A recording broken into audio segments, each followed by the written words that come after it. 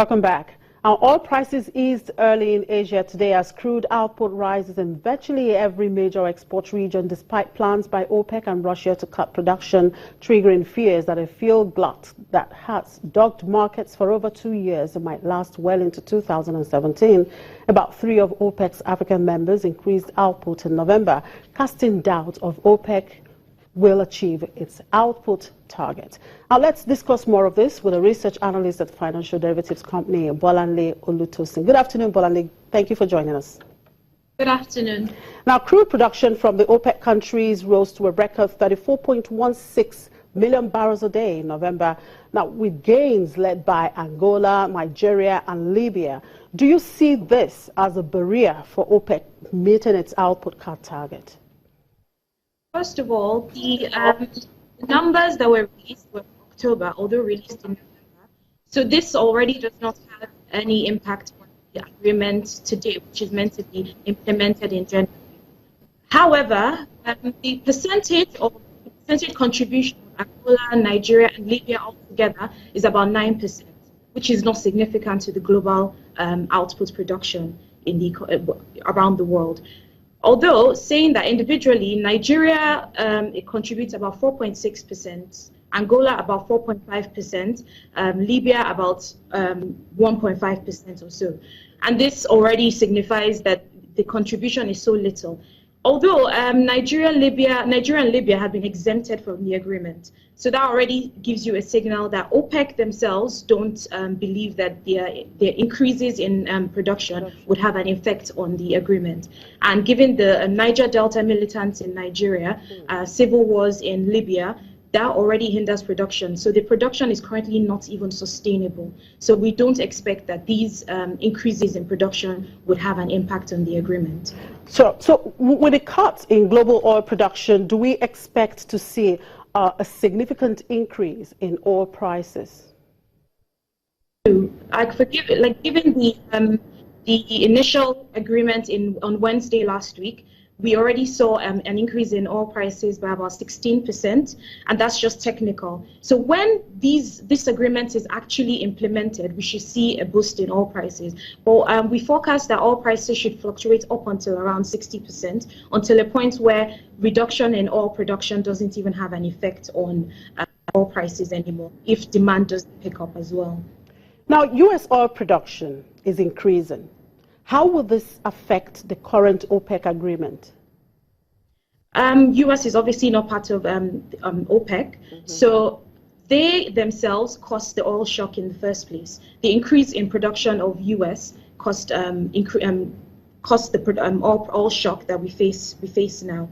And U.S. shale producers, with the recent surge in oil prices, they have kind of started to hedge against this, so they kind of increased their oil futures to be delivered in 2017 and 2018. This already signifies that the U.S. oil production is actually going to increase in the next coming years. This would only have a significant impact on the agreement if Trump, because he's trying to create an energy independent America. If he does that, supply increases, demand also increases within America. If this happens, then the increases in supply will be offset by the demand. However, if demand doesn't pick up within America, then it would contribute to the global production, and they would expect demand from other countries. And this would definitely reduce oil prices. So it just depends on how the values of Trump are being implemented. Now, so, yeah. OPEC members are preparing to meet with non-OPEC members. What do you think would be the likely outcome?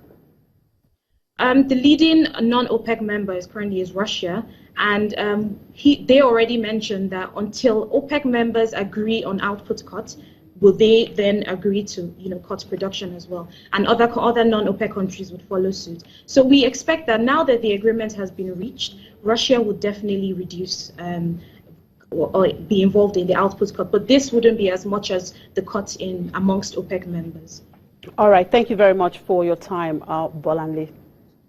Thank you for That was Bolanle Olutosin, research analyst with Financial Derivatives Company here in Lagos. And finally on the program, growing anger in Chad over austerity measures, plunging oil revenues and the cost of fighting Islamist Boko Haram are threatening the West African nation's economy as the opposition calls for a general strike. Let's watch this.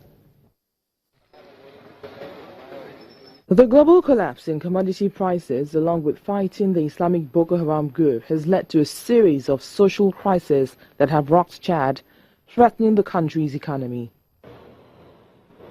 Austerity measures, including cuts to civil servants' pay and student stipend, have sparked country-wide protests and civil servant strikes.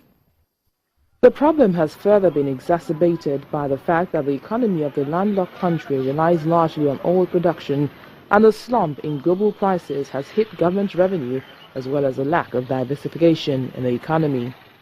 The opposition has called for nationwide strikes to push the government to do more and reverse the situation. In the capital, in N'Djamena, many say they are struggling as the country faces one of its worst economic crises. We thought that schools were going to start again. We had already registered the children and we waited, but schools did not open. We are asking the government to do all it can so that our children can go back to school, because this is for their future and that of the country. How will Chad progress tomorrow if children cannot go to school? In August, Chad's president, Idris Deby, appointed new ministers of defense, finance and oil in a bid to address persistent insecurity and improve its faltering economy. The International Monetary Fund expects Chad's economy to contract by 1.1% this year because of the weak oil market and regional insecurity. The country produces more than 100,000 barrels of oil per day. But the Boko Haram violence has uprooted tens of thousands across the swamplands of Lake Chad, where the borders of Chad, Cameroon, Niger and Nigeria meet, and disrupted the livelihoods of hundreds of thousands of others, according to aid agencies. And that's it on the program for today. Thank you very much for watching. I'm Chimize Obi Iwawu.